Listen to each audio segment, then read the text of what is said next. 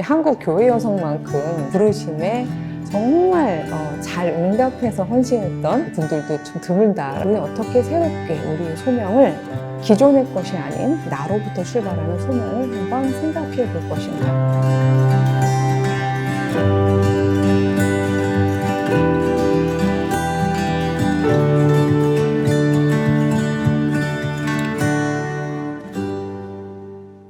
여러분 반갑습니다. 예, 우리가 5강의에 걸쳐서 교회 여성의 어떤 새로운 과제들, 소명 이런 이야기들을 좀 하게 될 것 같은데요. 그래서 소명 그러니까 다들 반가운 마음도 있지만 한편으로는 무거운 마음도 있으실 것 같아요. 콜링, 부르심, 크리스찬으로서 우리 가장 익숙하게 들어온 단어이고요. 그리고 사실은 그 헌신도에 있어서 교회 여성, 우리나라 특히 한국 교회 여성만큼 그렇게 부르심에 정말 잘 응답해서 헌신했던, 그랬던 분들도 좀 드물다라고 생각이 들 만큼 대단하신 분들인데, 여기다 새로운 소명이라고 같이 이름을 붙여놓으니까 다들 우리 뭐 더 해야 돼? 또 해야 돼? 이런 생각들을 하시기가 쉬울 것 같습니다. 이 새로움이라는 단어를 가져올 때 우리처럼 성실한 교회 여성들의 경우에는 앞에 우리가 가지고 있었던 것들을 이렇게 놓고서 새로운 거를 생각하기보다는 있는 거를 다 짊어지고 있는 상태에서 새로운 걸 더 얻는다는 방식으로 생각하시기가 쉬운 것 같습니다. 그래서 이미 과부하에 걸려있는 한국교회 여성들의 어떤 콜링에 해당하는 부분들에 더해서 또 새로운 걸 얻는 게 아닌가 이런 생각을 하시면서 강의 처음부터 우리에게 좀 힘듦이 생기는 거 아닌가 이런 생각이 드실 것 같기도 합니다.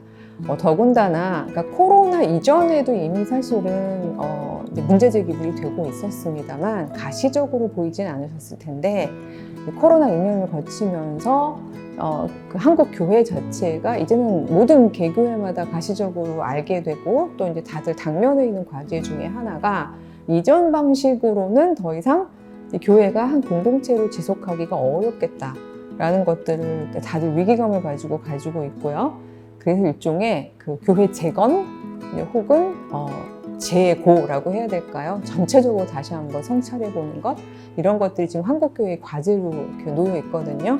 이런 시점에서 되게 보니까 3가지 방향이 가능한 것 같아요. 첫 번째는 옛날에 그 좋던 시절로 돌아가기, 그쵸? 코로나 얼른 끝내고 옛날로 돌아가 보자 이렇게 그 방향을 잡으시는 분들도 있는데 대부분 학자들이 얘기합니다. 역사라는 게 그렇습니다. 앞으로 나아갈 수는 있지만요 뒤로 돌아가는 건 굉장히 시대착오적이기도 하고 어렵습니다. 그러니까 적합하지가 않은 거죠, 변화되는 상황에. 그래서 이제 우리는 그쪽을 선택할 것 같지는 않고요.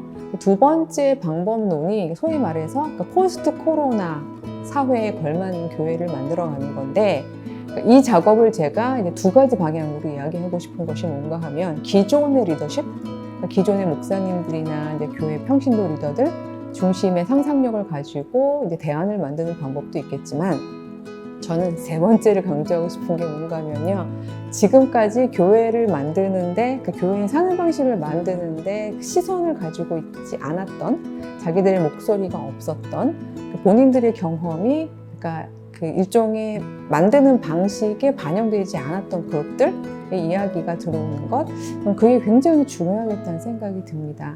이거를 조금 유식한 말로는요, 이제 엑싱이라고 얘기를 해요. X 하면 일단 저희가 가지고 있는 문화적인 편견은 X 막 이래서 되게 거부감이 있으실 것 같은데 그 X가 아니고요. 우리가 이제 여성 유전자 인자가 X 인자죠. 남자들은 이제 Y 인자라고 하는데 그동안 우리가 사는 방식을 만들어 왔던 많은 압도적인 다수가 사실은 남성 지도자들이었다는 거죠. 그건 한국교회도 마찬가지거든요. 그러다 보니까 남성 지도자들이 만들어 놓은 한국교회의 공동체적으로 사는 방식, 그 속에서 여성의 소명은 무엇인가, 이거를 이제 남성들의 입장에서 배치를 했던 거죠. 그것이 지금 더 이상 작동하지 않는 이런 사회에서 우리가 어떻게 새롭게 소명을 만들까라는 부분을 상상하는 데 있어서 우리 한 번도 들어오지 않았던 X인자들의 그 ING가 붙으면 이제 이게 동사가 되는 거니까요. 그러니까 이 여성들의 어떤 의미가 들어올 수 있게 해볼까, 이런 것을 저희는 새로운 소명이라는 말로 제가 그 키워드로 한번 설명을 드리고 싶은 겁니다. 새로운이라는 말이 있는 것으로 미루어 옛 소명도 있는 거죠. 그러니까 낡았다기보다는 지속되어 왔던 소명이라고 보면 될 것 같은데요.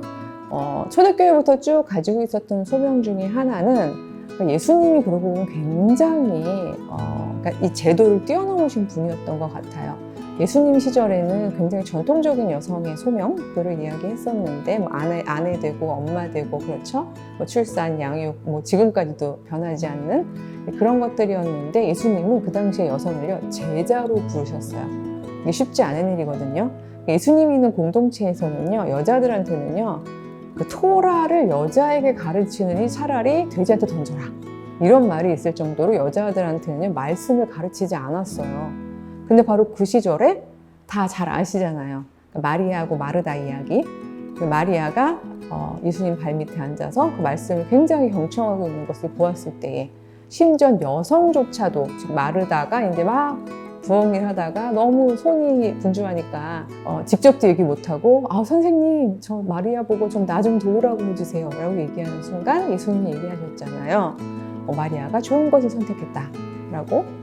바로 그렇게 이야기하셨던 것은 여자가 말씀을 들을 수 있는 권리에 대해서 주장을 해주신 거거든요. 선언을 해주신 거고 그 제자됨의 소명이 사실은 초대교회부터 있었는데 그건 정말 오랫동안 지속되어 왔었는데 오히려 안타까운 건 그 초대교회가 1차로 그러니까 사실 재림이 지연이 되면서 유대교나 로마의 가부장제 사회에서 적응하는 과정 중에서 원래 있었던 전통적인 여성의 소명을 다시 교회 안으로 불러 들어오는 과정이 있었고요.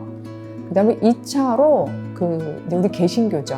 개신교의 경우에는 근현대 사회가 만들어지는데 굉장히 시간과 공간이 겹쳤기 때문에 서로 밀접하게 같이 갔어요. 같이 가다 보면 서로에게 영향을 미치죠. 그래서 근현대적인 가장 이제 핵심적인 게 핵가족이잖아요. 핵가족의 윤리를 만드는데 개신교의 신앙이 굉장히 공헌을 했거든요.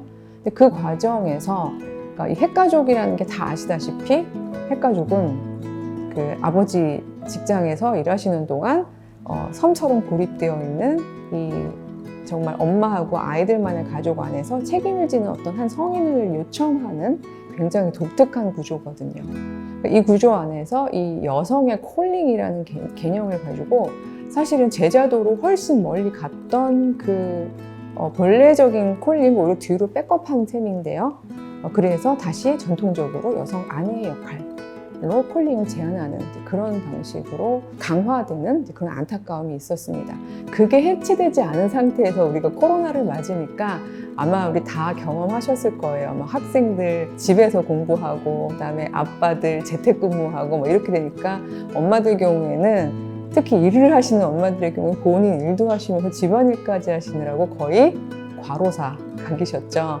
그게 바로 이전의 것들이 전혀 해체되지 않는 상황에서 이 새로운 환경에서 또 여성에게 부과되는 게 막 같이 엉겨 들어올 때 여성이 이렇게 살리는 방식의 삶을 콜링으로 받아들이는 게 아니라 오히려 계속해서 수동적으로 계속 하다가 결국은 나를 거의 죽이게 되는 그런 상황에 놓이게 되는 것 같습니다.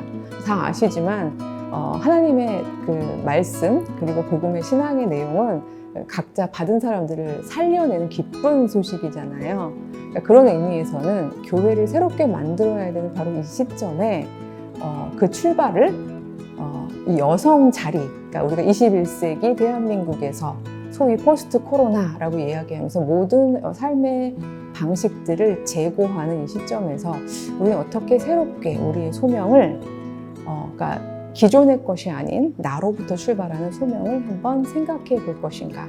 그리고 내가 잘하는 이 재능으로서의 어떤 그 소명을, 부르심을 다 자각하고 이것을 교회 공동체의 삶의 방식으로 가지고 들어오는 방식으로 다시 한번 재현할 것인가. 이런 부분들을 고민을 할 수 있는 시간이 되었으면 좋겠습니다. 초대교회 때로 돌아가자. 이렇게 되는 방식일 수도 있겠습니다만 돌아가면서도 우리 시대에 또 적합한 그리고 새로움을 주는 그런 이야기들로 앞으로 이어가 보도록 하겠습니다. 여러분들 귀 쫑긋 기울여 주시고요. 또 무엇보다도 여러분 스스로가 주체가 되어서 함께 생각하면서 강의들을 따라와 주셨으면 하고 바라보겠습니다. 그럼 다음 강의에서 또 이어가도록 하겠습니다. 감사합니다.